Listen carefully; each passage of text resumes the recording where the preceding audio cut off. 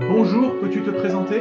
Bien, bonjour, je m'appelle Stéphane Lauzé, je suis pasteur, je vais allègrement sur mes 72 ans et je suis marié, j'ai 3 enfants, 10 petits-enfants. Pourquoi avoir écrit ce livre?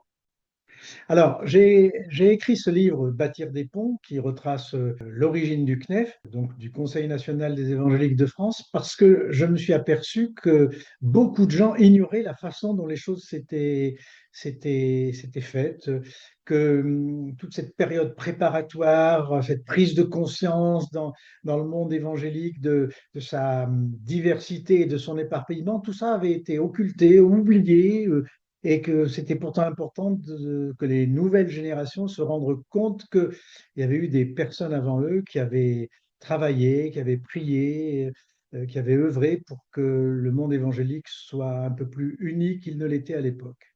Comment l'Alliance évangélique s'est-elle constituée, Alliance évangélique française, et quel était son rôle? Oui, parce qu'effectivement, quand le CNEF est né, moi j'étais secrétaire général de l'Alliance évangélique.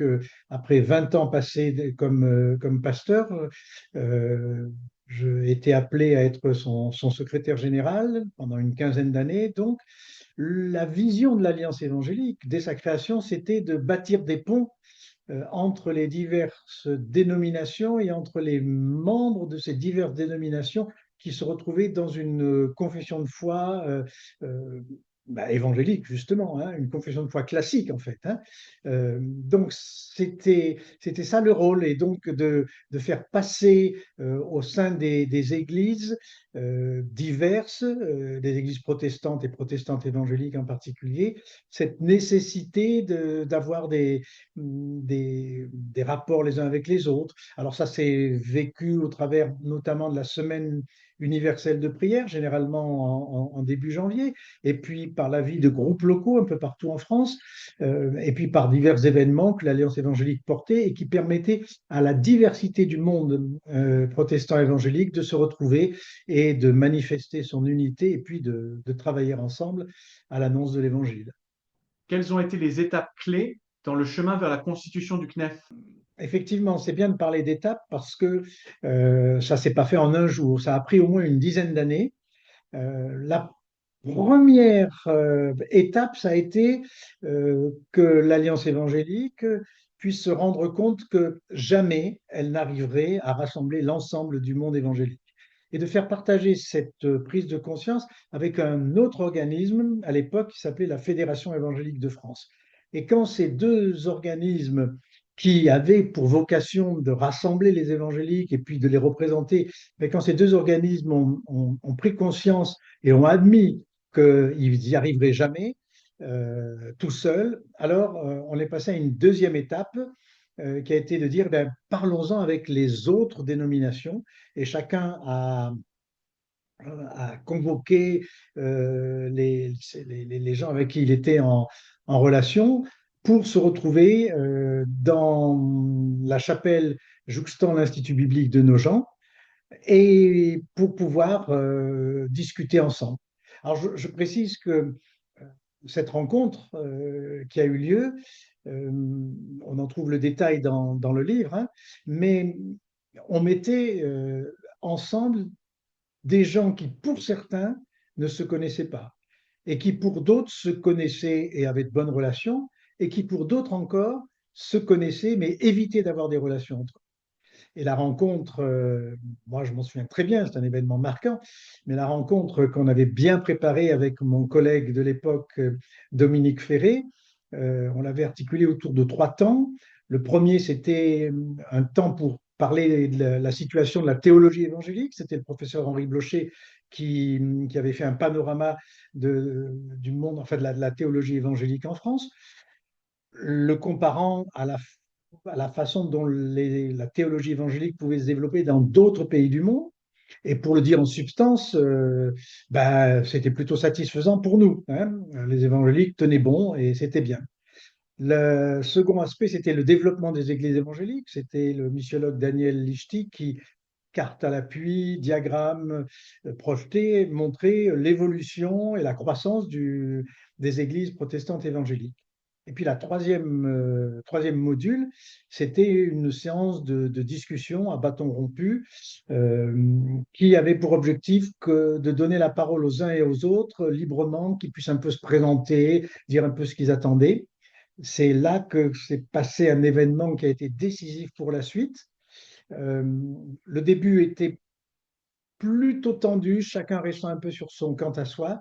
Et puis au bout d'un certain temps, Jacques Mouillon, qui était le président de la Fédération évangélique de France à l'époque, a repris la parole pour demander pardon au monde pentecôtiste, charismatique, ADD, etc., pour l'attitude que lui-même et son organisme avaient développé, les critiques qu'ils avaient émis et le positionnement très anti. Hein. Voilà. Donc, comme on dit, un ange est passé à ce moment-là. C'est moi qui présidais cet instant et je ne savais pas trop s'il fallait dire aux gens, bon, tout le monde à genoux, on chante à toi la gloire, ou il fallait continuer. Finalement, on a continué et on s'est donné rendez-vous pour 6 mois après pour une rencontre de jeûne et de prière, rencontre dans laquelle le monde pentecôtiste et charismatique a, a répondu à cette demande de pardon par sa propre demande de pardon aussi. Donc, ça donnait des bases solides de réconciliation. Cette rencontre où il y a eu des demandes de pardon, c'est quelque chose effectivement qu'on ne vit pas tous les jours et qui a été formateur, qui a été très fort. Peut-être que l'autre élément, c'est justement quand le CNEF est officiellement né en 2010, en juin 2010, oui, c'était un bon moment, l'aboutissement d'une dizaine d'années d'efforts, de travaux, de discussions, de réunions, de voyages, de prières, de collaboration. Voilà, ça, c'était des éléments forts, je pense. Je rajoute juste que, je ne l'ai pas dit avant, mais que l'Alliance évangélique et la Fédération évangélique avaient aussi un contentieux à régler et qu'avant même ces rencontres-là, ben, ils s'étaient donné les moyens de régler ce contentieux et de pouvoir justement avancer sans porter des valises, si vous me permettez l'expression. Quels obstacles majeurs se sont dressés sur ton chemin? Ça va peut-être vous paraître bizarre, mais j'ai pas l'impression qu'il y ait eu vraiment des obstacles. Ceci dit, je crois quand même que si on gratte un peu, on peut voir que dans les deux pilotes, puisqu'il y avait l'Alliance évangélique d'un côté et puis la Fédération évangélique de France, il y avait un certain nombre de personnes qui freinaient euh, euh, parce qu'elles avaient certaines peurs, pensaient qu'on allait au casse-pipe, qu'on prenait des risques inutiles et que ça ne marcherait jamais. Donc, peut-être que le premier obstacle, il était dans nos propres mouvements, avec certaines personnes qui restaient avec des épisodes mal digérés d'avant. Euh, bon, et ça, c'était un premier obstacle, peut-être. Et puis après, il y en a un, mais qui est inhérent à toutes nos entreprises humaines, c'est la nature de notre propre cœur. Le fait que, et les églises et les dénominations n'en sont pas exemples, le fait de vouloir préserver sa propre étiquette au nom d'une fidélité réclamée pour le Seigneur, mais qui est en fait une fidélité plutôt pour son étiquette que pour la cause du Seigneur. Donc ça, c'était sans doute aussi un obstacle, mais par la grâce de Dieu qui s'est réglé tranquillement. Et je crois que il y a eu là une véritable œuvre de l'Esprit en chacun. Et puis peut-être que le troisième obstacle, mais qu'on n'a pas géré comme des obstacles, mais plutôt comme quelque chose qu'il fallait affronter, c'était de faire le tri entre les éléments qu'on allait dire fondamentaux pour nous, pour se reconnaître comme chrétiens, et puis d'autres éléments plus seconds sur lesquels on acceptait d'avoir des points de vue différents et qui n'étaient pas pour autant séparateurs dans notre communion. Et quels sont les défis lancés au CNEF aujourd'hui? Quant au défi aujourd'hui que le CNEF trouve sur sa route, et je dirais plus largement que le CNEF, que les églises trouvent sur sa route, moi, euh, j'en vois plusieurs. Il y en a un qui n'est pas nouveau, c'est celui de la fidélité.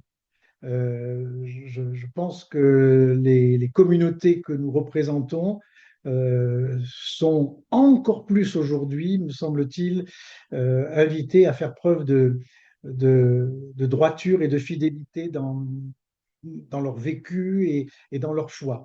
L'Écriture a quand même plusieurs exhortations qui exhortent à faire attention aux faux enseignements, aux faux docteurs, et je crois que la multiplication des moyens de communication aujourd'hui rend ce danger de plus en plus présent. Et là, c'est, je crois, un premier défi, rester fidèle.